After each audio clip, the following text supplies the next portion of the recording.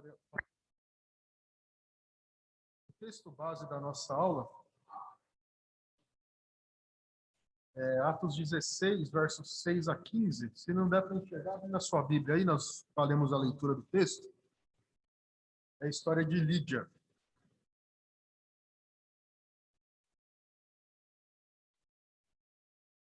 Tá melhor.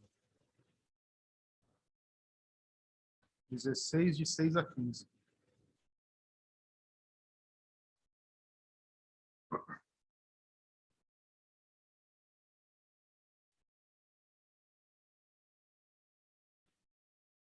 Atos 16, a partir do verso 6, e percorrendo a região frígio-gálata, tendo sido impedidos pelo Espírito Santo de pregar a palavra na Ásia, defrontando Mísia, tentavam ir para Bitínia, mas o Espírito de Jesus não permitiu. E tendo contornado Mísia, desceram a Troade. À noite sobreveio a Paulo uma visão na qual um varão macedônio estava em pé e lhe rogava, dizendo: passa a Macedônia e ajuda-nos. Assim que teve a visão, imediatamente procuramos partir para aquele destino, concluindo que Deus nos havia chamado para lhes anunciar o Evangelho. Tendo, pois, navegado de Troade, seguimos em direitura a Samotrácia no dia seguinte a Neápolis. E dali a Filipos, cidade da Macedônia, primeira do distrito e colônia. Nesta cidade permanecemos alguns dias. No sábado saímos da cidade para junto do rio, onde nos pareceu haver um lugar de oração, e assentando-nos, falamos às mulheres que para ali tinham concorrido. Certa mulher, chamada Lídia, da cidade de Tiatira, vendedora de púrpura, temente a Deus, nos escutava. O Senhor lhe abriu o coração para atender às coisas que Paulo dizia. Depois de ser batizada, ela e toda a sua casa nos rogou, dizendo: se julgais que eu sou fiel ao Senhor, entrai em minha casa e aí ficai. E nos constrangeu a isso. Então nós vemos aí nesse texto, e ele inicia já mostrando que a vontade de Deus era que Paulo se dirigisse até aquela região. E aí a gente já vê a prerrogativa de Deus como Senhor da missão. Então, o plano de Paulo era um e o plano de Deus era outro. E a gente vê até que a cidade de Filipos é mencionada aí no verso 12. Então, a missão de Paulo naquele lugar rendeu frutos. E o primeiro fruto aí, então, é a Lídia. E é interessante nós observarmos a respeito do chamado, porque pode acontecer que, por conta da doutrina da soberania de Deus, as pessoas acham, então, que não precisa pregar, não precisa colocar-se na missão. E a história, por exemplo, de William Carey. Os irmãos conhecem a história de William Carey, que foi o primeiro, que é considerado o pai das missões modernas?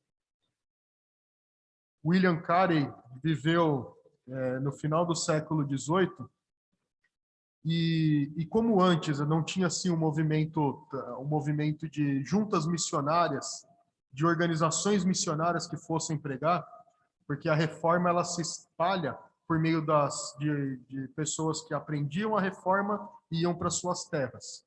A Academia de Genebra, por exemplo, trazia muita gente até ela, trazia muitas pessoas que tinham se convertido às doutrinas reformadas, eles aprendiam nas suas terras, em Genebra, e voltavam para suas terras, por exemplo, para a Escócia, para a Inglaterra, e foram levando a doutrina da reforma. E movimentos como hoje a gente tem a PMT, a JMN, de sociedades missionárias, elas surgem um pouco depois. E o William Carey, ele foi ordenado pastor, e numa reunião com outros pastores, ele disse: por que nós então não vamos pregar aos pagãos? Por que nós não pregamos aqueles que não têm nada do evangelho nas suas terras? E aí um pastor mais velho disse para ele que ele não deveria se preocupar com isso, porque Deus traria os seus eleitos. É aquela visão de que se Deus elegeu, se Deus é soberano, uma hora ele vai chamar, eu não preciso fazer a missão. Mas o William Carey, ele fundou uma sociedade missionária e foi para a Índia. Durante 41 anos, ele esteve ali na Índia, passou por várias dificuldades, por muitos problemas, mas ao final da sua missão ele tinha 600 pessoas convertidas naquele lugar, e a Bíblia é traduzida em mais de 6 línguas locais da Índia. Então, o trabalho dele foi fundamental ali, de tanto social, porque as mulheres que se tornavam viúvas eram queimadas junto com seus maridos no sepultamento. Então, ele trouxe uma revolução nesse sentido social também, e também com o evangelho, fundando escolas, na educação das castas, né, porque na sociedade indiana ela é separada por castas, que é a condição social, e essas castas não se misturam. William Carey fez escolas, juntou essas pessoas todas, pregou o evangelho, mostrando que Deus não separa as pessoas. Então, o seu trabalho ele foi fundamental naquele lugar. E a partir de um homem que entendeu que a missão de Deus ou a soberania de Deus não anula a missão. Eu e você, como nós vamos ver, somos chamados a anunciar o evangelho. Porque como que os ímpios vão ouvir a respeito de Deus? Por meio de mim e de você. Por meio da pregação do evangelho, por meio do anúncio das boas novas. E é o que Paulo demonstra ali. Paulo sabia claramente que Deus elegia, que Deus chamava, que Deus traria os seus, mas ele não deixou de fazer a missão. E essa, então, é a base do evangelismo na Igreja Reformada. A soberania de Deus, ela não exclui a missão. E aí nós temos alguns exemplos de alguns homens aí, George Whitefield, William Carey, Charles Spurgeon, Ashbel Green Simonton, e aí mais recente dos nossos dias, Ronaldo Lidório, e assim tantos outros nomes ao longo da história. George Whitefield viveu na Inglaterra também, em dias de Charles Wesley, Wesley de uma linha arminiana e Whitefield de uma linha reformada. E nesses dias ele fazia grandes campanhas evangelísticas, trazia muitas pessoas a ouvirem as suas pregações e muitas pessoas conheceram a Deus ali dessa forma. William Carey, nós falamos, Charles Spurgeon viveu na Inglaterra também, e ele foi muito famoso nos seus dias também por conta das suas pregações, levava muitas pessoas até lá para ouvirem a mensagem do Evangelho. E o Simonton foi aquele que veio dos Estados Unidos, chegou no Brasil em 1859 e fundou a Igreja Presbiteriana do Brasil, a qual nós fazemos parte.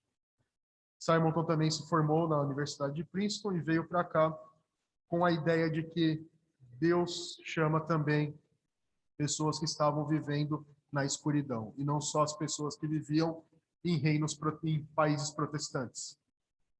Porque muitas vezes, em alguns casos, a ideia era essa de que o evangelho era limitado àqueles lugares, né? Então, são homens que entenderam que Deus os enviava para os pagãos, para os lugares que não conheciam a respeito de Deus.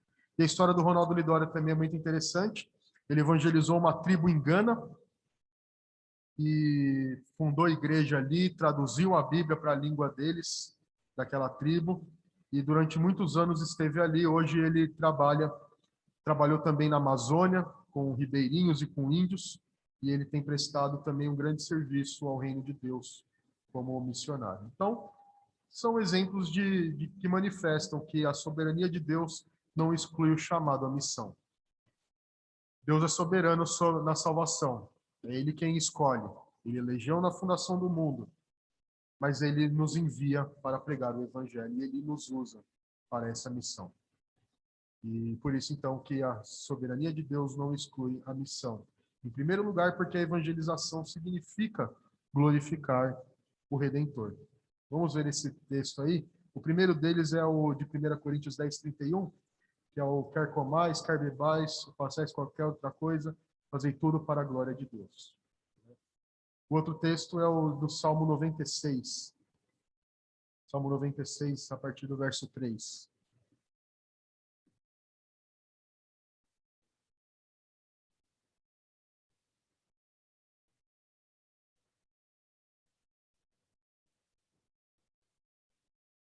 A partir do 3. Anunciai entre as nações a sua glória e entre todos os povos as suas maravilhas. Pula para o 6. Glória e majestade estão diante dele, força e formosura no seu santuário. 7.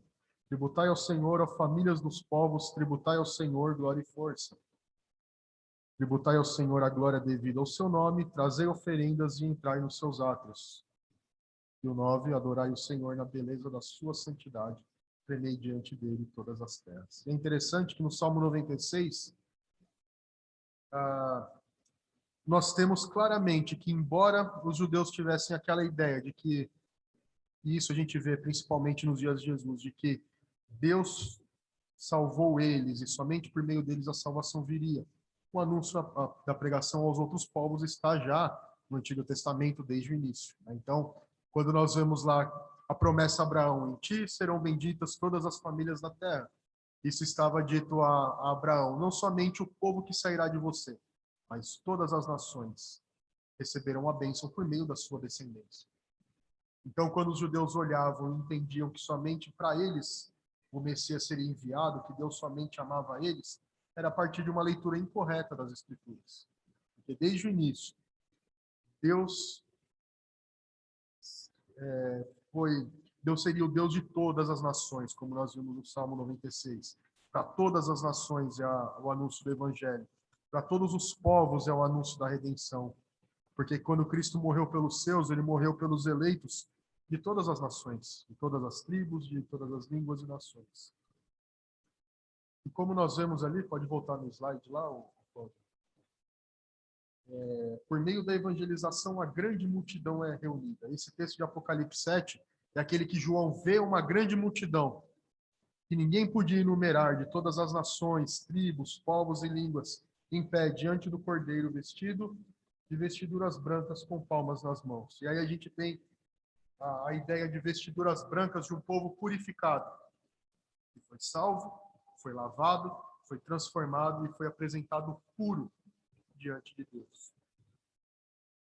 Então, esse povo de toda tribo, língua e nação foi apresentado puro por Cristo. Lembra quando nós falamos há 2 semanas atrás, em Efésios 5, que Cristo apresentou pura a sua igreja diante de Deus, e o marido devia fazer isso mesmo pela sua esposa? Então, aí nós temos esse povo apresentado puro, purificado diante de Deus. E estava ali com palmas nas mãos. Qual é a figura que a gente lembra? Palmas nas mãos. Lembra quando Cristo chegou em Jerusalém, o que aconteceu? A multidão, hosana, o que vem em nome do Senhor, e celebravam ali o Cordeiro com as suas palmas, celebrando que o Messias chegou. Então, esse povo que reconhece o seu Senhor diante deles. E uma forma de nós, então, amarmos ao Senhor é obedecendo os seus mandamentos. Não tem como amar a Deus se não seguir os seus mandamentos. E a ordem de Cristo é de anúncio do Evangelho, está um pouquinho menor aí. Mateus 28:19 é o ide e fazei discípulos por todas as nações. Marcos 16 também. E o Atos 1:8, recebereis poder ao descer sobre vós o Espírito, e sereis minhas testemunhas em Jerusalém, na Judéia, Samaria e até os confins da terra. Então, o povo de Deus é chamado não para somente para ser salvo, receber a transformação, estar reunido na igreja, estar ouvindo, como nós fazemos todos os domingos nas programações. Mas a partir disso, a partir da aprendizagem, do ensino, da instrução, nós devemos anunciar. Nós devemos evangelizar as outras pessoas.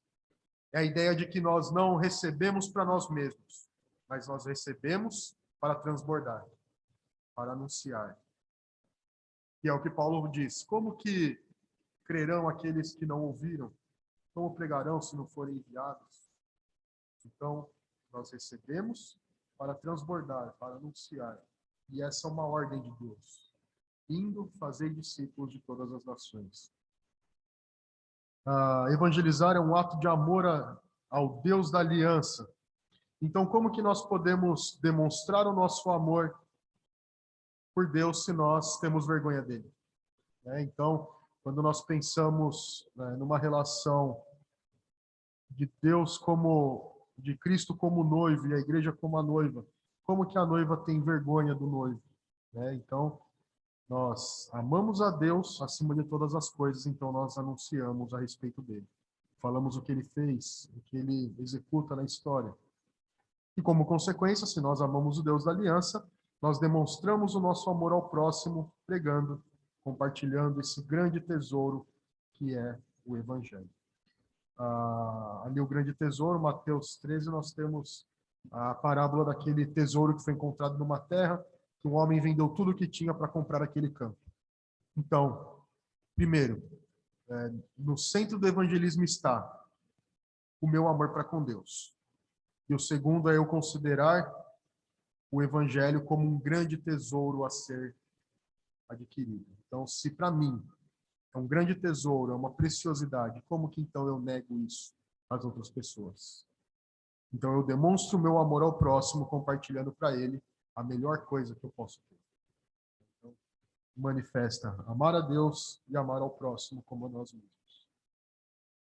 As doutrinas da graça afirmam o decreto da eleição, incluindo os propósitos e os meios.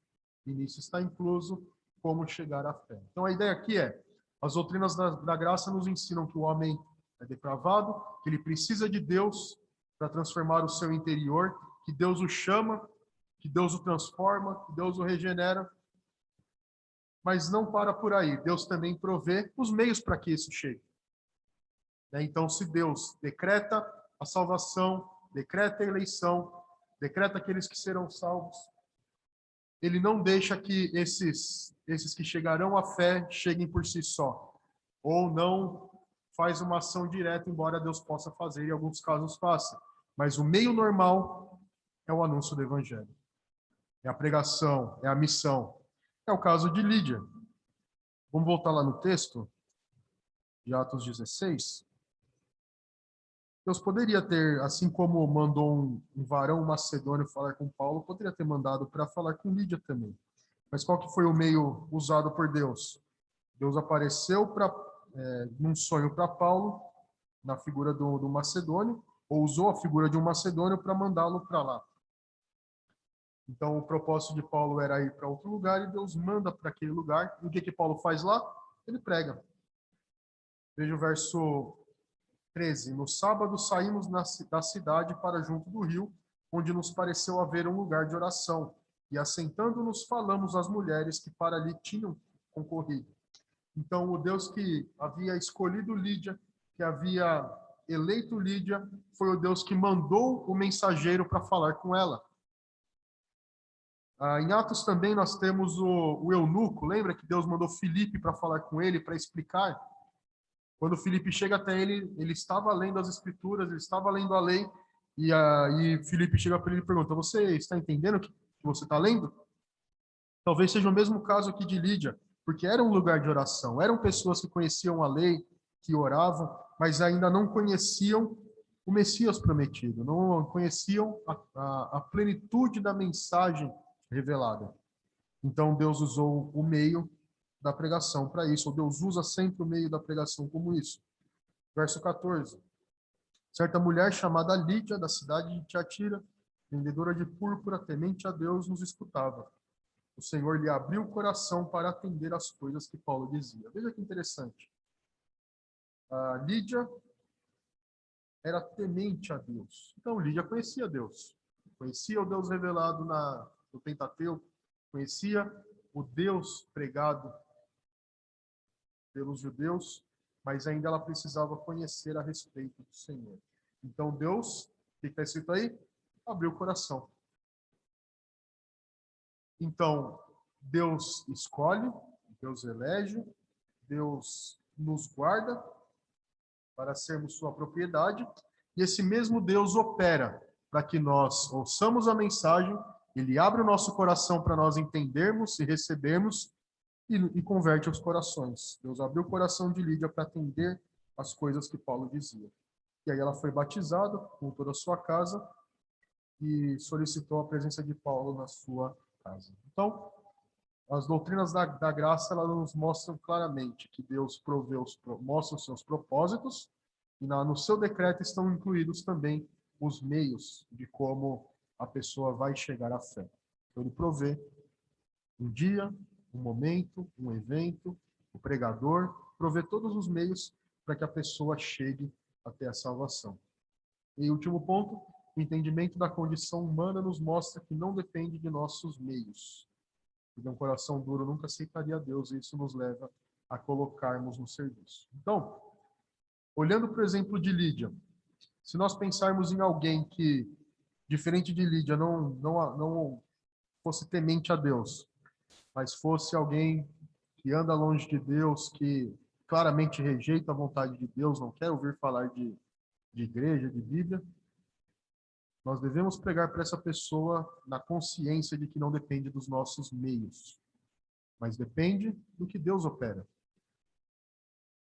Isso fica claro, porque mesmo numa mulher que amava a Deus, que era temente a Deus, Deus precisou abrir o coração dela para ela ouvir a mensagem. Quanto mais alguém que tem um coração endurecido. Então, porque é importante também que, a partir de um entendimento incorreto das Escrituras, muitas pessoas entendem que depende dos métodos.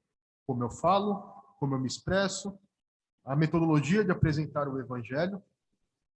E aí a pessoa muito inteligente, muito sábia, vai entender o que eu falo, vai entender que é muito bom e vai se entregar ao Senhor. E esse processo, dessa forma, é completamente humano. Depende de como eu falo, depende de como o outro recebe e depende da boa vontade do outro receber. Agora, quando nós entendemos que o coração humano é completamente corrupto, duro e que nunca aceitaria a Deus, nós entendemos que não depende de nós. Não depende do outro também, mas depende de Deus abrir o coração para que a pessoa entenda a mensagem do Evangelho, entregue a sua vida ao Senhor, compreenda, tenha seus olhos abertos e seu coração amolecido. Depende de Deus, não depende de nós. Alguma pergunta até aqui? Seguindo então. E aí então, entendendo isso, entendendo que a obra da salvação, ela tem como meio a pregação do Evangelho, tem como meio o evangelismo, e nós precisamos ir até os outros e anunciar o Evangelho. A segunda coisa, então, que nós vemos é a respeito da operação de Deus no nosso interior, a vocação. A vocação é o chamado. É chamar lá, Antônio, vem aqui. Essa é a vocação. Como que Deus nos chama? Isso acontece de duas formas. A primeira delas é pelo Espírito, a vocação interna, e por meio da palavra, a vocação externa. Então, a primeira delas, nós vamos ver aqui, é a vocação externa. A vocação externa, então, que é o anúncio do Evangelho pela Igreja de Cristo, notificando os pecadores a se arrependerem e crerem em Cristo. Então, é a pregação. Arrependa-se e crede no Senhor. Vamos ver lá esses textos. Atos 17:30, o primeiro deles.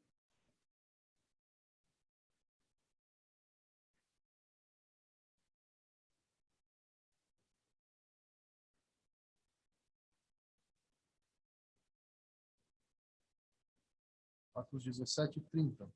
Ora, não levou Deus em conta os tempos da ignorância. Agora, porém, notifica aos homens que todos, em toda parte, se arrependam.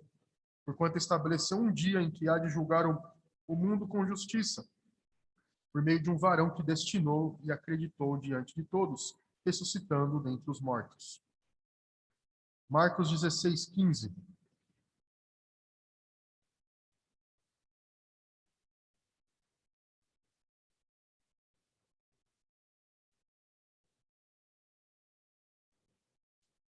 Marcos 16:15. E disse-lhes: Ide por todo o mundo e pregai o evangelho a toda criatura. E volta um pouquinho mais em Isaías. Isaías 45:22.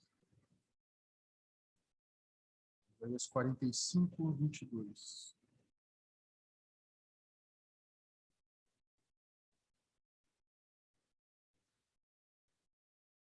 Olhai para mim e sede salvos, vós todos os limites da terra, porque eu sou Deus e não há outro. Então, fica claro aí que é necessário que as pessoas creiam em Deus, se arrependam e creiam em Cristo. Lembra a figura da serpente no deserto, que Jesus fala que ele seria daquele mesmo jeito? A ideia ali é clara, de que todo aquele que olhasse para a serpente seria curado. Então, da mesma forma, quando Cristo fosse levantado, todos que olhassem para ele com fé seriam salvos. Então, o chamado do evangelho, esse anúncio é de que as pessoas devem se arrepender e crer em Cristo. Devem se arrepender de seus pecados e crer no Senhor. Deus oferta salvação a todos os homens, porque ele exige adoração submissa. Então, aqui a ideia, né, o que a Bíblia nos mostra, é que a oferta do evangelho ela é genuína para todos. Todos indistintamente recebem a mensagem do evangelho e a mensagem de arrependimento é verdadeira para todos. O que acontece é que uns vão ouvir, vão se arrepender e vão receber a vida, e outros vão rejeitar e vão receber a condenação. Mas a oferta do evangelho ela é genuína e real para todos. Todos são chamados a arrepender-se e crer no Senhor. Isso, Antônio.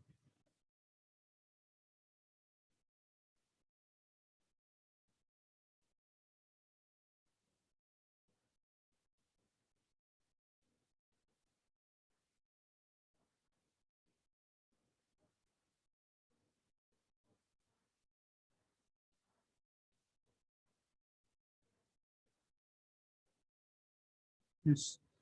Porque a gente tem a evidência interna e externa, né? Creu no seu coração que Jesus é o Senhor, então internamente foi operada a transformação nele, e o batismo é a evidência externa daquilo que aconteceu no coração, que é testemunhar na frente das outras pessoas o que Deus fez por ela no seu interior, né? Então, creu e foi batizado, ou seja, de fato aconteceu uma operação interna no seu coração. E esse é o propósito da missão, né? E é interessante que esse texto ele fala ide e pregai, né? E o de Mateus ele fala também para discipular. Então não é só falar a respeito de Deus, mas é acompanhar essa pessoa ensinando, né? Então eu falo a respeito de Cristo, ela recebe o Senhor, é transformada, mas é necessário o discipulado, o acompanhamento para que ela vá aprendendo a respeito das verdades de Deus.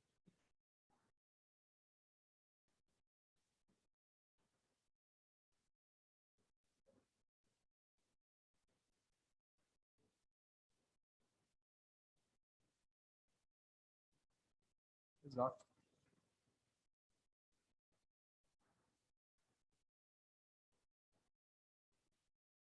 Isso. Até porque a gente vai na confiança de que é Deus quem opera, né? Ele mandou a gente pregar. Agora, quem opera é ele. E aí é interessante, eu acho que até mais para frente a gente vai falar disso, eu não sei se é aqui já, mas é interessante que é dito na Bíblia que a palavra nunca volta vazia, né? Seja para a conversão, seja para a condenação. Ela é o cheiro de vida para uns e cheiro de morte para outros, porque ela nunca volta vazia. Ou a pessoa recebe a Cristo e recebe a vida, ou ela vai rejeitar e vai ser condenada por isso. E aí ela não vai poder dizer eu não ouvi, mas ela ouviu, mas não creu. Então a ordem de Deus ela não faz de nós alguém que está perdendo tempo, é de fato. É uma ordem dele e também é ele que opera e a palavra não volta vazia, seja para condenação, seja para salvação. Oi.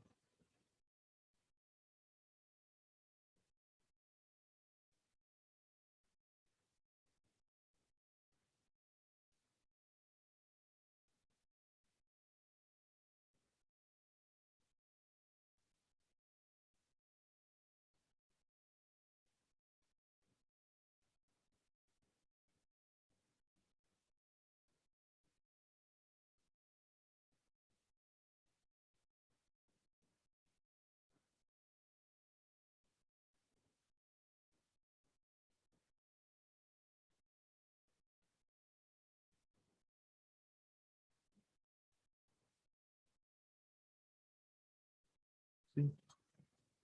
É que o chamado interno ele é completado pelo próximo aqui, a vocação interna, que é ouvir e o Espírito opera no meu interior. Porque uma das funções do Espírito Santo é abrir o entendimento para que a gente creia. Ele também opera para que eu acredite naquilo que eu estou ouvindo e para testemunhar no meu interior que aquilo é verdade, que Cristo é de fato o Senhor. Então, embora aqui didaticamente está separado, você precisa das duas coisas acontecendo.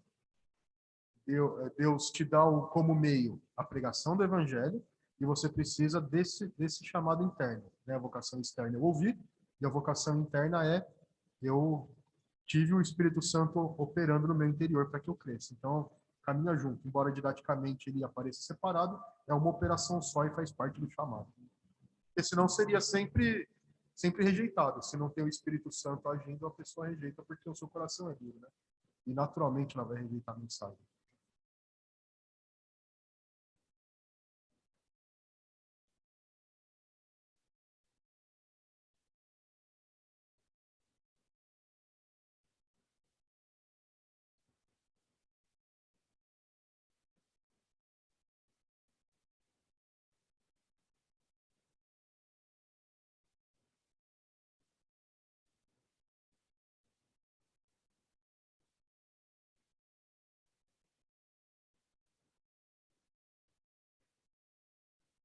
Isso, porque o chamado externo ele é geral, né? Todo mundo ouve.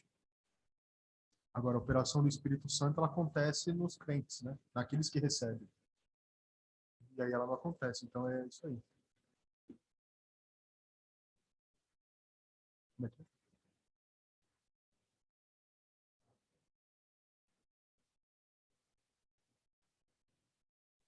é? Nessa hora ele habilita para que a gente tenha fé nele, né?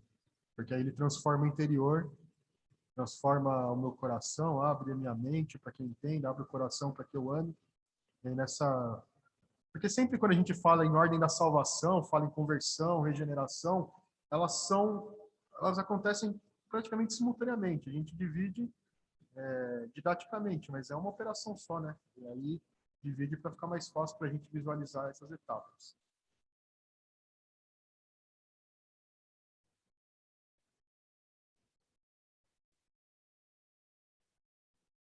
Vocação interna sem a vocação externa,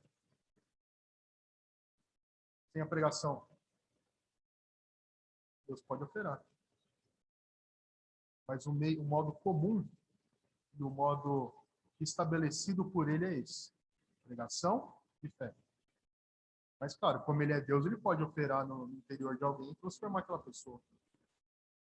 Mas o meio ordinário, né, o meio natural, é que a pessoa ouça e creia.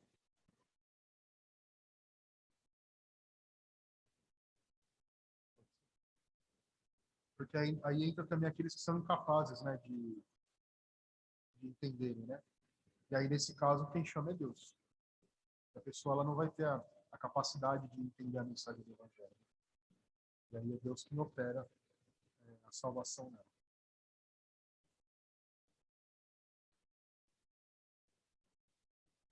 Né? São aquelas que rejeitam, né? Ouviu, mas não creu, né? Isso aí. Passei demais aqui.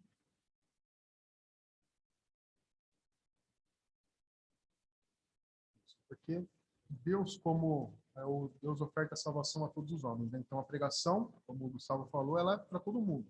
Todo mundo ouve. E dentro disso, Deus, como o Criador, ele tem o direito à adoração. Então a gente pensa nesse ponto mais do que o Deus que opera a salvação, mas o Deus que criou. Então o Deus, como Criador, ele tem o direito sobre a criatura. E como Criador, e como tendo direito sobre a criatura, ele tem o direito à adoração. Então, todos aqueles que andam conforme a sua própria vontade, que não creem em Deus, estão em pecado porque não adoram a Deus. Porque não o reconhecem como Criador, sustentador da sua vida. E aí o que Deus exige no chamado do Evangelho é que as pessoas se arrependam e voltem para Ele em adoração, em submissão, em confiança nele. E aí, isso se mostra na misericórdia de Deus. Em sua misericórdia, ele alerta pecadores do seu pecado, da destruição, atrasando a consumação da sentença. Então, o que acontece?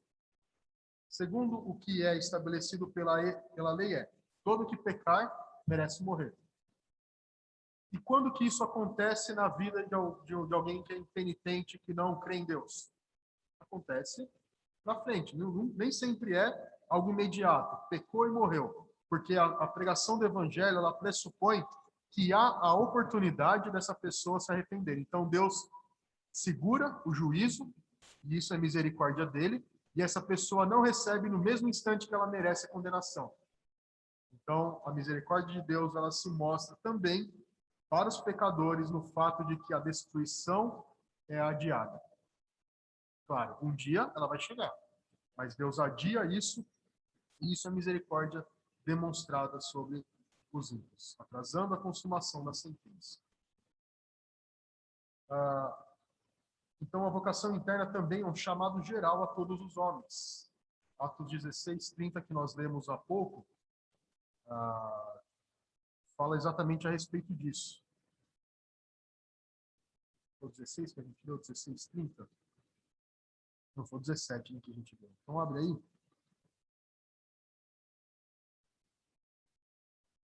É o texto do carcereiro, Atos 16:30 e 31. Depois, trazendo-os para fora, disse: Senhores, que devo fazer para que seja salvo? Responderam-lhe: crê no Senhor Jesus e serás salvo, tu e tua casa. Jeremias 25 também fala a respeito disso.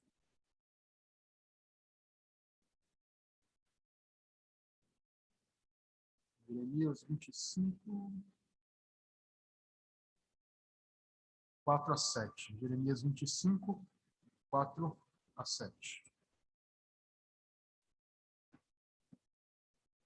Jeremias 25, 4-7. Também, começando de madrugada, vos enviou o Senhor todos os seus servos, os profetas, mas vós não os escutastes, nem inclinastes os ouvidos para ouvir. Quando diziam: convertei-vos agora, cada um do seu mau caminho e da maldade das suas ações, e habitai na terra que o Senhor vos deu e a vossos pais desde os tempos antigos e para sempre. Não andeis após outros deuses para os servirdes e para os adorardes. Nem me provoqueis a ira com as obras de vossas mãos. Não vos farei mal algum. Todavia, não me destes ouvidos, diz o Senhor, mas me provocastes a ira com as obras de vossas mãos para o vosso próprio mal. Então, aqui, no versículo 5, como eu disse na pregação, a gente tem aí uma ligação direta da terra. Deus chamou o povo para ser um povo santo e habitar na terra da santidade. Então, Deus chamou eles, avisou, instruiu, mandou os profetas, lembra quando a gente fala em segura a ira, Deus deu a oportunidade para Israel se converter. Quantos profetas vieram? Um monte. O que todos os profetas falaram? Se arrependam, voltem para Deus, abandonem os ídolos. Então Deus reteve o juízo, até que chegou um dia que ele executou o juízo. Então é a mesma ideia. Aqueles que não recebem o Senhor serão punidos pelos seus pecados. E o mesmo acontece, inclusive, conosco. Deus não manda não manda o seu juízo sobre nós. Né? E se a gente pensar não no juízo final, mas pensarmos nas correções que Deus nos manda, né? Ele muitas vezes segura a correção. Né? Chega uma hora que ele corrige. Então, a misericórdia de Deus ela se manifesta. Principalmente nesse ponto, né, de que para os ímpios Deus dá oportunidade. Deus dá para eles o tempo para que eles se arrependam. Mas isso não acontece, porque seus corações estão endurecidos. Volta para a gente aí, Gustavo, no slide.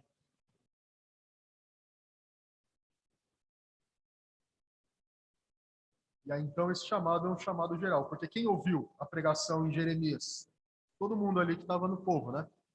Fossem eles fiéis ao Senhor, fossem eles infiéis. Todos eles ouviram esse anúncio.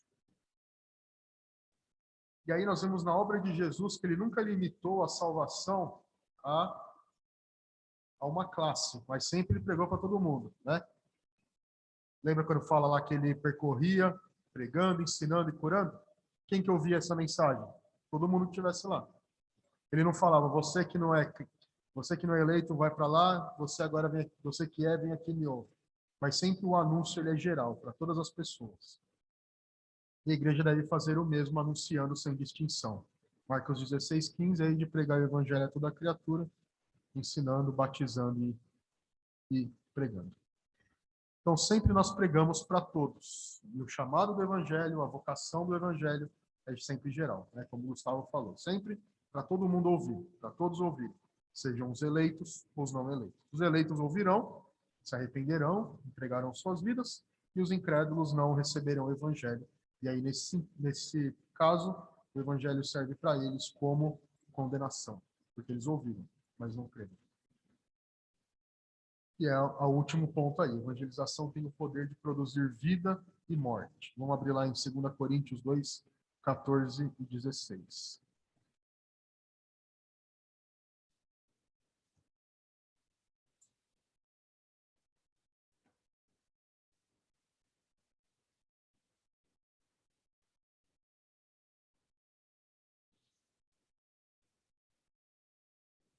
Graças, porém, a Deus que em Cristo sempre nos conduz em triunfo e por meio de nós manifesta em todo lugar a fragrância do seu conhecimento. Veja aí, por meio de nós, a fragrância, né, o cheiro de vida é sentido por todos. Porque nós somos para com Deus o bom perfume de Cristo, tanto os que são salvos como para os que se perdem. Para estes, cheiro de morte, para com aqueles, aroma de vida para a vida. Quem, porém, é suficiente para essas coisas? Então aqui nós temos Paulo fazendo a relação. Nós que cremos no Senhor, carregamos o bom perfume de Cristo, que é a mensagem do Evangelho, que é uma vida transformada, que são as evidências da transformação. E aí o verso 16 diz: para quem é salvo, esse perfume vai ser sentido como um aroma agradável. Mas, daqueles que são incrédulos, sentirão um cheiro de morte. Por quê? Quando o Evangelho diz: todos pecaram, carecem da glória de Deus, precisam se arrepender de seus pecados e crer em Cristo. Aqueles que aceitam, recebem a vida. Aqueles que rejeitam, recebem a morte. Cheiro de vida, cheiro de morte. Porque a palavra de Deus nunca volta vazia. Seja para a salvação da pessoa, ou seja para a sua condenação. Volta lá no slide, Gustavo. Isso porque rejeitar a mensagem do Evangelho é um grave pecado contra Deus. João 15, 22. João 15, 22 diz que se eu não viera, nem lhes houvera falado, pecado não teria. Mas agora não tem desculpa do seu pecado. Porque quando a pessoa ouve o que é certo de ser feito e peca, ele está errado. Ele não pode alegar, eu não sabia. E aí a gente vê na própria lei, né? O Cosme pode falar melhor, a pessoa não pode dizer, eu não sabia que tinha essa lei, né? Mas o cara vai ser culpado por ela. Ele não pode dizer, alegar que não sabia. E nesse caso aqui, muito pior se torna porque a pessoa ouviu. Ela ouviu que era errado e fez. Então ela sabe que está errado. Então, o sentido do evangelho é esse. A pessoa ouve, né, o cheiro de morte. Ela ouve que é pecadora, que será condenada, mas ela rejeita e recebe a morte por isso. E se torna muito pior porque ela ouviu. E não pode alegar ignorância e não saber o que estava fazendo.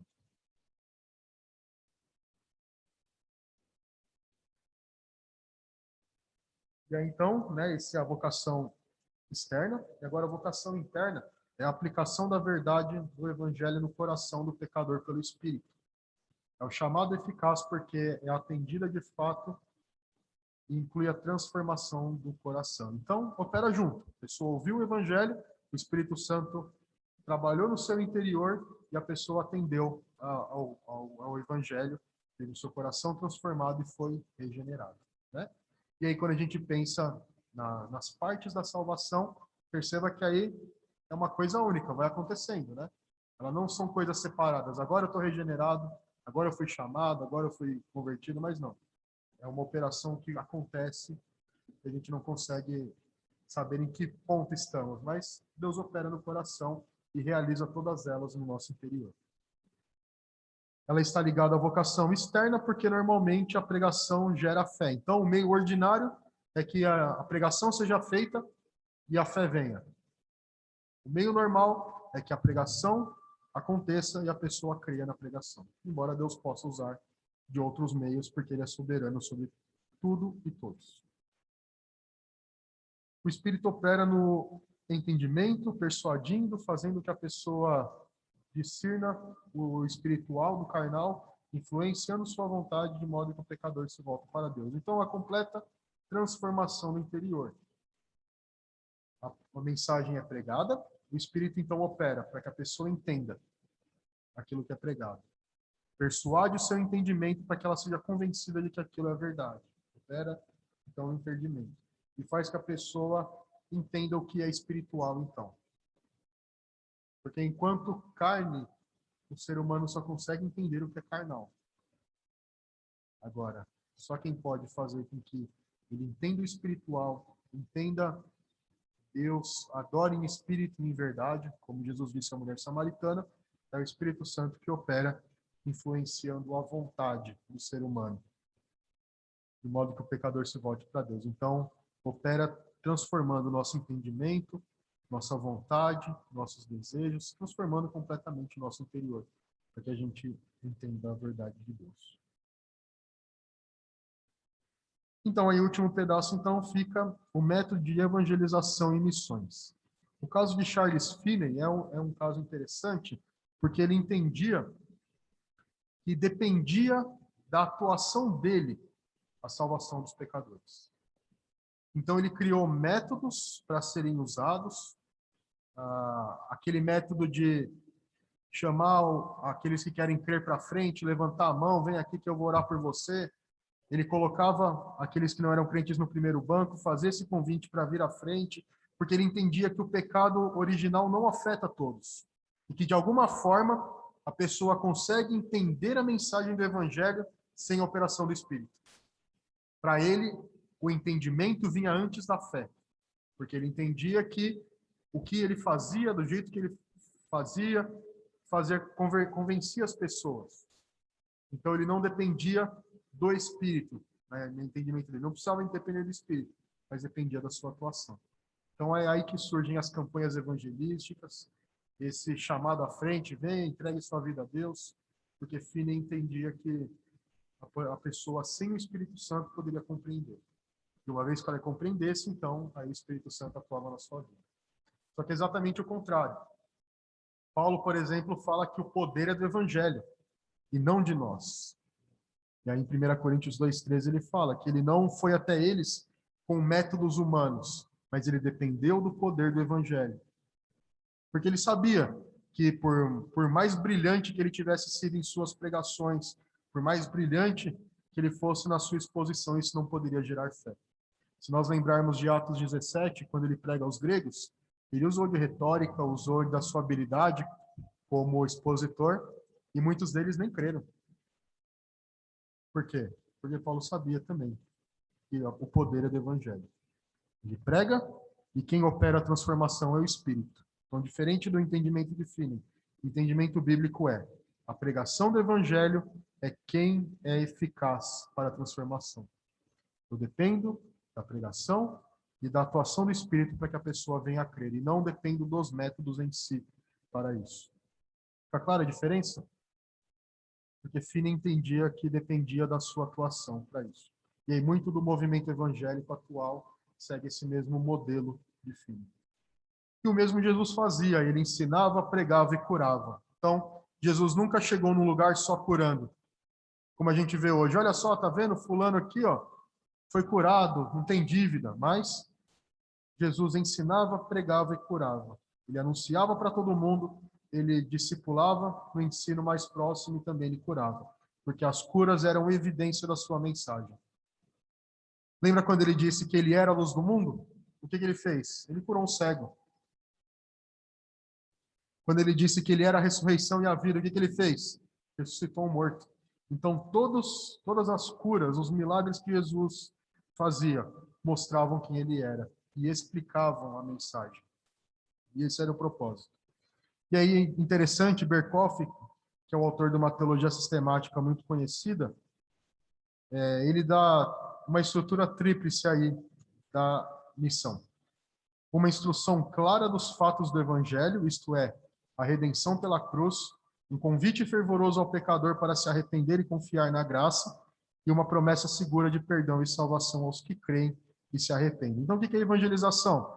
Evangelização é você expor a redenção pela cruz, expor a obra de Cristo e por que foi necessário que ele morresse. E aí sim, a partir desse conhecimento, um convite para que o pecador se arrependa e confie na graça de Cristo. E aí, anexo a isso, uma promessa segura do perdão e salvação. Então, parte da mensagem, parte da pregação do Evangelho. E a evangelização verdadeira é sempre um reflexo de uma experiência com Deus, de alguém que é impelido a anunciar. Então, a ideia desse último ponto é que eu não prego se eu não conheço. Então, eu conheço as palavras do Evangelho, eu conheço o que foi expresso, mas eu também tenho uma experiência com Deus. Não experiências sobrenaturais e fantásticas, mas as experiências que Deus nos dá ao longo da vida. Como eu disse na pregação, quando a gente ensina uma criança sobre os caminhos a que ela deve seguir, eu mostro isso com evidências, pela minha vida. Da mesma forma, quando eu prego, eu ensino aos outros a partir de algo que foi operado em mim. Eu sei o que foi feito. Eu não tenho só palavras a serem ditas, mas eu digo, olha, eu fui salvo por Cristo e Ele fez isso na minha vida. Eu era assim, Ele transformou a minha vida. E aí sim, a partir de uma experiência, de algo que acontece no meu interior, eu evidencio no anúncio do Evangelho. Então, cada crente em Cristo é um agente dele para anunciar a sua salvação, e as doutrinas da graça são um grande incentivo nessa tarefa, por sabermos que os eleitos de Deus serão irresistivelmente alcançados pelo Evangelho. A essência da evangelização assim se desloca da busca pelas metodologias evangelísticas, que é o caso de Finney. Então, a gente não busca, em primeiro lugar, esses métodos, que mais parecem arapucas para pegar os incrédulos, concentrando-se na busca por mais clareza e apresentação da mensagem da salvação e maior ousadia para desafiá-los a render as suas mentes ao Evangelho e confiarem suas almas ao Senhor. Então, ao invés de nos levar a ficarmos deitados eternamente em berço esplêndido, as doutrinas da graça nos ensinam que nós temos que pregar, porque o poder para a transformação é do Senhor. Nossa tarefa e a ordem que Deus nos deu é pregar. Vai e prega. E a tarefa de convencer é o chamado interno do Espírito Santo. E aí depende dele a ação. Alguma pergunta, alguma colocação a respeito disso? Então, nós devemos perceber isso. O poder para a salvação é do Senhor. E a gente nunca pode diminuir a mensagem do Evangelho para que ela se torne mais acessível, mais gostosa de ser ouvida. Mas devemos anunciar aquilo que Deus fala no seu Evangelho. Que os pecados merecem a condenação, as pessoas devem se arrepender deles e crer no Senhor para serem salvas. Essa é a mensagem. Ela não pode ser minimizada. Vamos orar então? Senhor nosso Deus, nós pedimos a tua orientação e a tua direção. Nos ensina cada dia, Senhor, a anunciarmos. Muitas vezes nós nos conformamos e nos sentimos confortáveis na vida que levamos. Deixamos de anunciar e pregar às pessoas que elas estão carentes, necessitadas da redenção do Senhor. Dá-nos ousadia, dá-nos o vigor de anunciar, Senhor, essas palavras, de anunciar que o Senhor salva. Todos precisam crer no Senhor para fugirem da ira vindoura. Nos ajuda, Senhor, porque nós somos fracos e dependemos da tua ação. Nos ajuda em nome de Jesus. Amém. Meus irmãos, boa semana, um bom domingo, na presença do Senhor.